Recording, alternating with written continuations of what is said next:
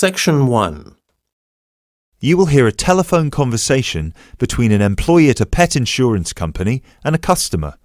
You have 30 seconds to look at questions 1 to 6.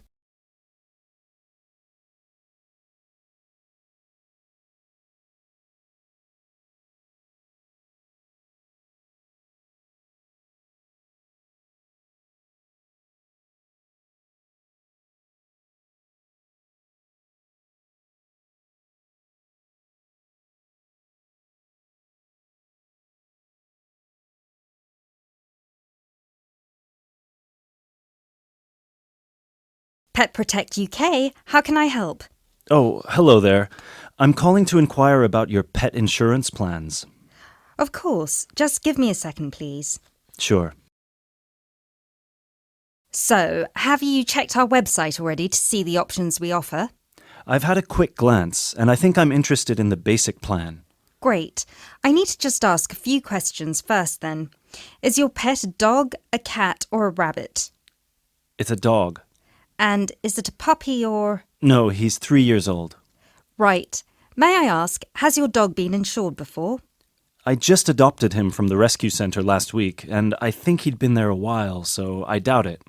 OK, so you've had him for a week then? That's correct. Great. I apologise for asking this, but your dog, what's his name by the way? Fenton. Fenton, is that spelt with an F? Yeah, Fenton. Great. Thank you for that. So, according to the rescue centre, has Fenton ever attacked, bitten or been aggressive towards a person or another animal? No, not at all. Excellent. And is he a guide dog or... No, just a house pet. Great. And you said he's 3 years old. Do you know the exact date of birth? Oh, yes, it's on the adoption certificate. Just give me a sec. It's May 19th, 2013. And do you know, has Fenton been neutered? Yes, he's been castrated. Excellent. And final question, what type of dog is Fenton? Is he a pedigree, a crossbreed or a mixed breed? A crossbreed, I think. Right, crossbreed... Wait, sorry. What's the difference between the three? A pedigree is a dog whose parents are of the same breed. A crossbreed is from 2 different breeds, while a mixed breed is 3 or more. Then he's a mixed breed. Sorry about that. Right, no worries. So, could I take your full name, please? My name is Peter Pischinger. That's Pischinger. Right, thank you for that. And what's your address? That's 27 Cherry Drive, NW8 3HD. 3HD. And finally, a telephone number, please. 020-3634-7957. Thank you.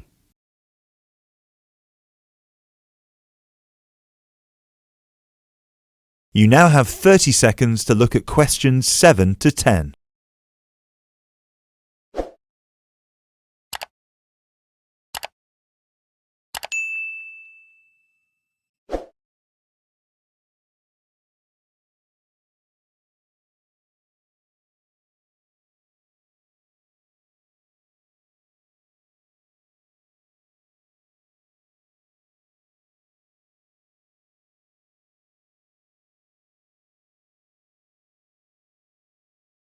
Now, you said you were interested in the basic plan. Is that correct?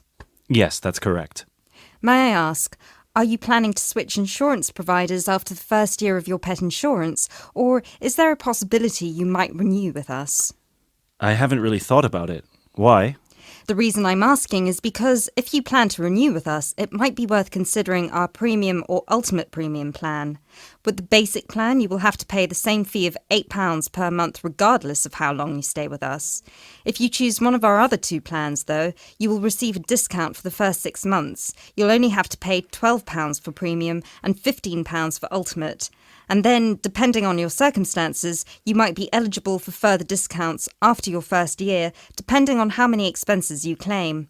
If you claim less than £300, you'll have to pay the same as for the basic plan, but receive the cover provided by the premium plan. Huh. Is that something you might be interested in? I'll have to think about it. Is it possible to switch to one of the other plans later on? Yes, of course. You can always upgrade. Let's stick to the basic plan for now then, and then I might call you back to switch. No problem. So, what happens now? Well, first we would need you to come over with little Fenton so we can have a look at his documents and medical history. We'd also need you to get him to the vet for a quick checkup. All of this is standard procedure before we can proceed with the insurance plan. And then, when all that's done, you can either set up a direct debit in person or you can call us back and do it over the phone. Right. And the basic plan will cover...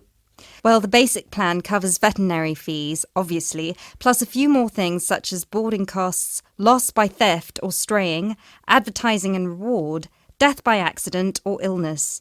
You can find a comprehensive list on our website, or I could forward it to you via email if you prefer. Thanks. I'll check the website. No problem. So, shall we book you an appointment so you can come over?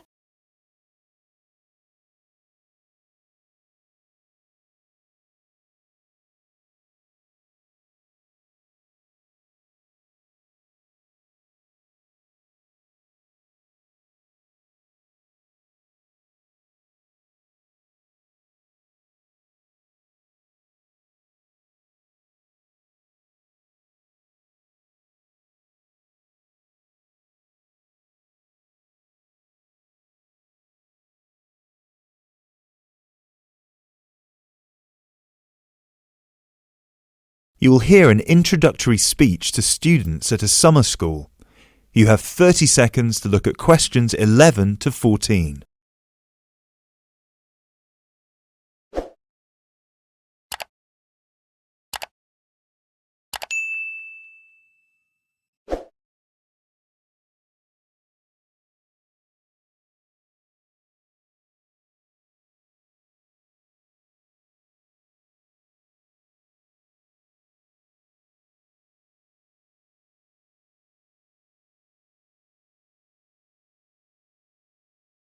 Good morning, everyone, and welcome to Climb Summer School. Now, I know most of you have travelled a long way to get here, and you're probably looking forward to settling into your rooms. So I promise I won't keep you long, but we've got to get through this very brief induction just to make your stay here as pleasurable as possible. Now, as you can see, while we're located very close to the centre of London, we're actually quite cut off from the main road. And we've got plenty of space for our facilities and students.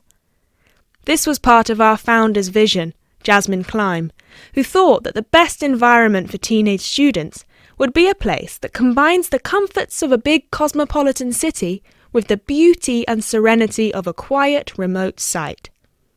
Now, back in 1983, when our school was founded, this all here was an abandoned warehouse, and the classes were held in the main building that you can see over there. There were no trees, no conifers surrounding the property. There wasn't even a main gate. It took years and a great deal of effort to get our school to where it is today. And I'm sure that if you take a look at page 34 in your brochures, where you can find a picture of what the school used to look like back then, you'll agree that the changes we've made are more than impressive. But it's not just the facilities that make Climb Summer School special, obviously, and I'm certain you already know this. Over the following 10 weeks, you'll receive an assortment of classes on a variety of topics, ranging from language, literature and poetry to creative writing, communication and project management. All of these modules have been designed to improve your chances of getting a place in the universities of your choice, while also giving you the opportunity to learn, excel, and of course, also socialise with people from all over the world. I can tell you, just among the 30 of you, we've got about 21 different nationalities. So what happens now? First of all, I'll be handing out a map of the premises for you to have a look at, and explaining where everything is. Once we're done here, you'll all be taken to your rooms where you can unpack and relax for a couple of hours. And later on, we'll be having our first activity of the day, a mix and match lunch in the main hall, where you'll have the chance to meet your new classmates. Later on in the afternoon, we'll be handing out your first project assignments and splitting you into teams. And tonight we'll be having our very first film night, starting with an early 20th century special.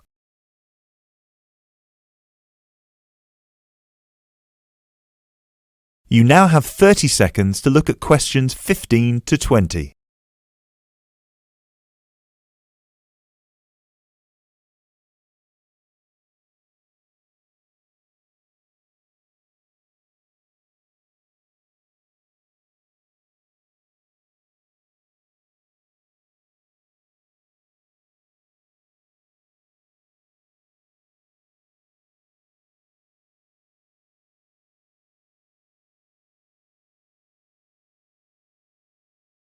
So, let's get on with the map.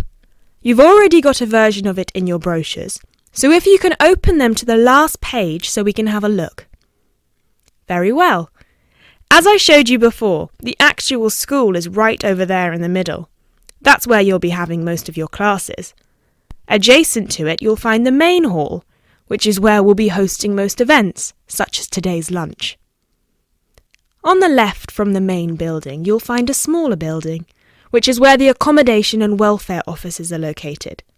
This is labelled as the garden office at the front, and it's easy to spot because it has a green door. Each of you is assigned to a different residence hall. We've got 3 residence halls in total, 1 on the left and 2 on the right. The one right next to the garden office is Ursula Hall, named after our founder's sister, while the other 2 are Peter Hall and William Hall. Now, as you can see, there are 3 more buildings to the left of the semicircle here, and 1 more building on the right-hand side, next to William Hall. So that one, which is shaped a bit like a dome, is the pavilion. This is where all your letters will be delivered, and in the basement floor you'll also find a laundrette. Please make sure you've got plenty of £1 coins, as you'll need one for the washing machine and another for the dryer. And that row of buildings on the left, the one closest to us here at the gate, is the canteen, where you'll be able to buy snacks as well as breakfast, lunch and dinner, on days when we don't have an event with food provided. The next one is the gym, which is open from 7 a.m. to 8 p.m. from Monday to Friday, and until 10 p.m. at the weekend. And the last building, right over there, is the study centre, where you'll find plenty of computers and books, as well as a great selection of DVDs and magazines that you can borrow with only a small refundable deposit of £5. Now, please remember to keep your student card with you at all times, as you'll need it to access most of these facilities and...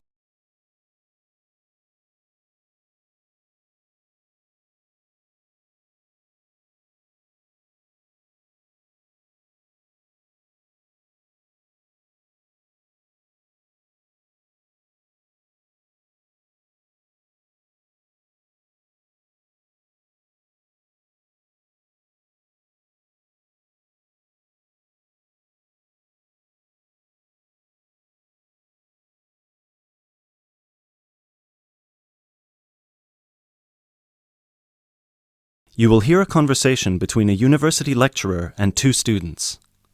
You have 30 seconds to look at questions 21 to 30.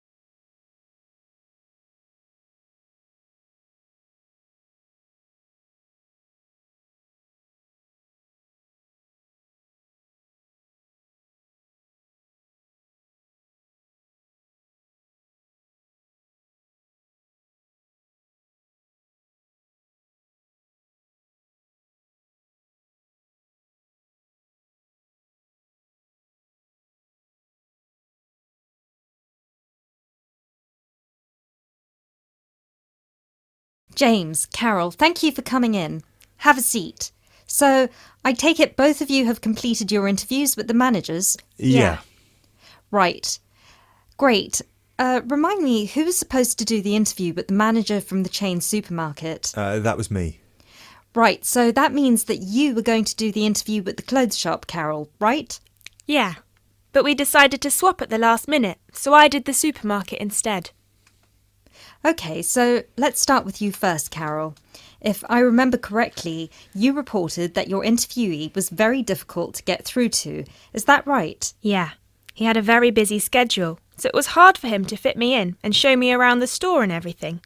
We had to reschedule about 3 times before I finally managed to do the interview with him.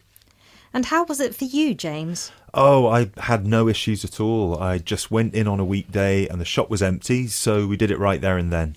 Great. So, Carol, how did you find the management scheme? Let's start with how they recruit their trainees. So, according to the manager, the way it works is that the graduates go through a rigorous recruitment process that includes an interview with a panel and a trial day. Then they have to go through a probationary period of 3 months, and if their performance is satisfactory during those 3 months, they're offered a place in the scheme. And yours, James? Well, it's quite similar to Carol's, actually. The only differences are that they're on probation for 6 months and there are 3 individual interviews instead of a panel. Oh, and you don't need to be a graduate. Sometimes they recruit people internally for the scheme if their performance suggests they could be a good fit for it. Okay, and how about the training offered? Carol? It's all very on the job. Trainees start at the bottom as shelf stockers or delivery merchandisers. Then they slowly move up the ranks by becoming cashiers, shift supervisors, assistant managers, and finally managers. It's actually very similar to what any employee would have to go through if they wanted to become managers. The only difference is the timescale. The whole process would normally take more than 5 years, but in the scheme they cram it down to 3. Right. James? Well, again, very similar to Carol's. The only thing is that there's also plenty of external training involved. People on the management scheme are sent abroad for 6 months, usually to Italy or France, to witness firsthand the production of a new season's collection. So they spend some time with the designers and they tour the factories where the clothes are produced. They also receive training on management skills through college courses paid for by the company. And how long would it normally take someone on the scheme to become managers? It depends on their performance, but normally about 2 years. There's also the part-time option, though, which would take about 4. Oh, no, sorry, 5, because their probation period is a year instead of 6 months. Great. So, what was your overall impression of the scheme from your interviews with the managers? Well, the manager I spoke to was very friendly and incredibly knowledgeable. He had been through the scheme himself, and he attested to its efficiency and helpfulness. The only criticism I'd have is what James said. In their company, there's almost no external training involved, and I think it would be useful to send graduates to courses at further education colleges to improve their general knowledge and understanding of management skills. But overall, yes, very positive. Great. And you, James? The same as Carol. The manager I spoke to was incredibly friendly and eager to promote her scheme. She hadn't actually gone through it herself, but she was very involved in the process, both in training and in recruitment. She's actually one of the 3 people who do the interviews for the new trainees. And I really like the structure with the classes at college. I think that's very useful and it improves the trainees' chances of getting another job eventually, should they decide to leave the company in the future. The only thing I have to say against it is that 2 years is too short in my opinion. It should really be closer to 3 years, as I imagine the trainees would get exhausted fairly quickly with all this information fired at them in such a short span of time. Thank you both. So now you know you need to compare your 2 interviews and decide which scheme would be most beneficial to someone from a disadvantaged background, especially those who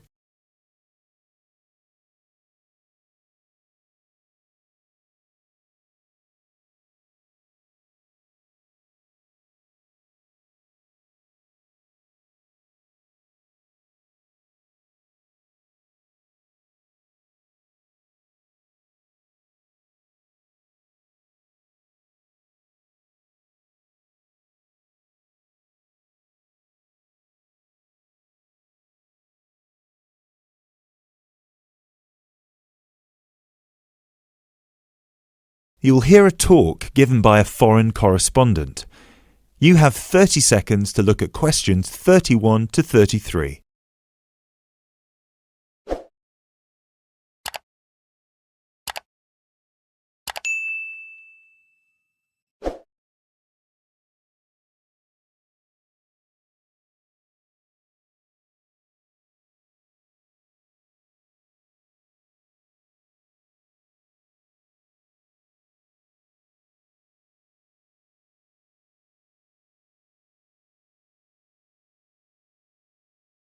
Good evening.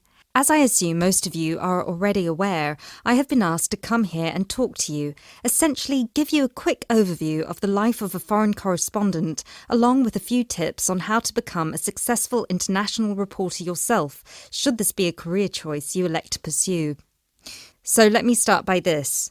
Don't become a foreign correspondent, at least not due to the romantic notions that come attached to this job, or what you've seen in the movies. Being a foreign correspondent does not mean exotic adventures. It doesn't mean finding yourself at the heart of the action and putting yourself in danger to inform the world. Let me just tell you this. 80 journalists are killed each year in the line of duty. Many more find themselves in prison or are attacked. You need to think hard. Is this the sort of career I want? Is this the kind of reporting I'm interested in? And only after you've carefully considered all the pros and cons should you decide. But let's focus on those of you who believe that, yes, you've got what it takes to be a foreign correspondent, and this is definitely why you decided to study journalism here. You're all third-year students, which means I don't need to waste my time telling you the basics. Of course, you need to read a lot. Books, novels, newspapers, blogs, and of course you need to be acceptably proficient in various media skills.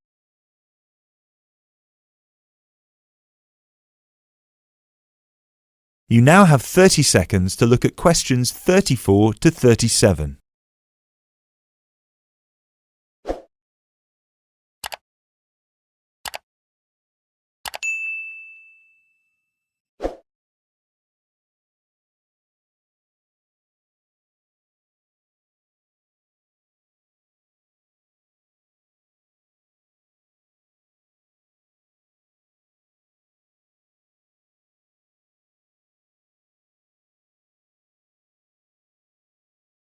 But what is it that's going to separate you from normal journalists and reporters? There are 4 things that'll make you different.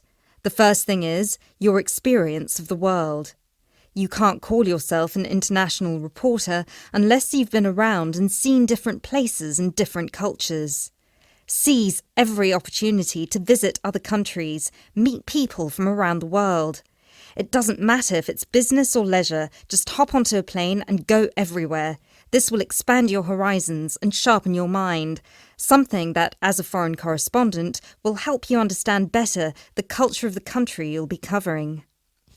And speaking of culture, this is a term you need to make sure you fully understand. What's culture? What makes a country's culture? Explore the culture of the country you're interested in.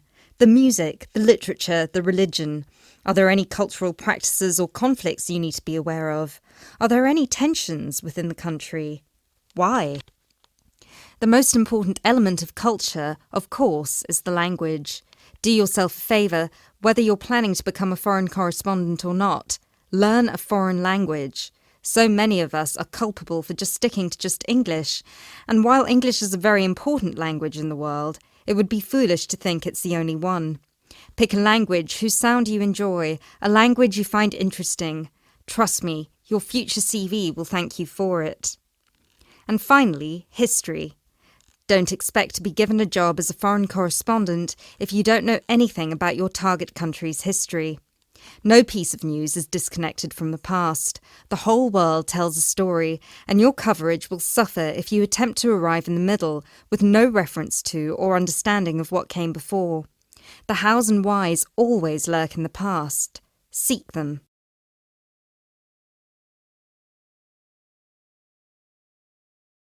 You now have 30 seconds to look at questions 38 to 40.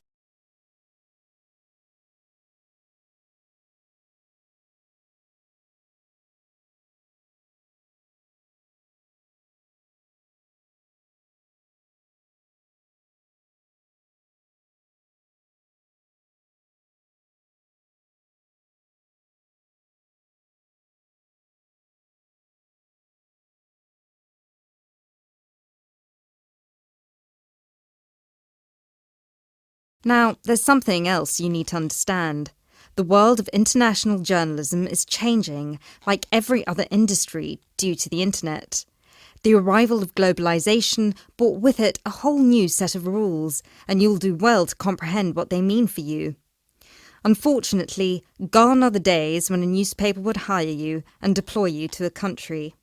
Increasingly, newspapers around the world are beginning to favour freelance journalism, offering opportunities to local reporters with the necessary chutzpah and an understanding of the zeitgeist in their region.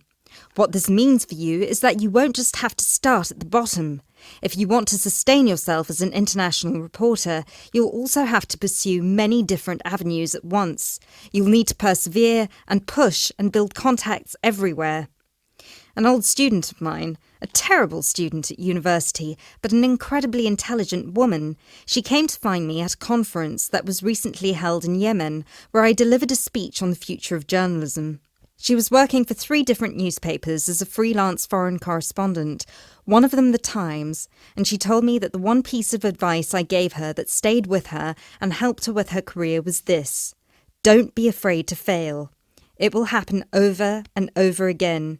It's how you deal with it that matters most. So keep this with you, this one piece of advice. Oh, and don't forget, your passports need to be kept current at all times. Thank you very much for listening.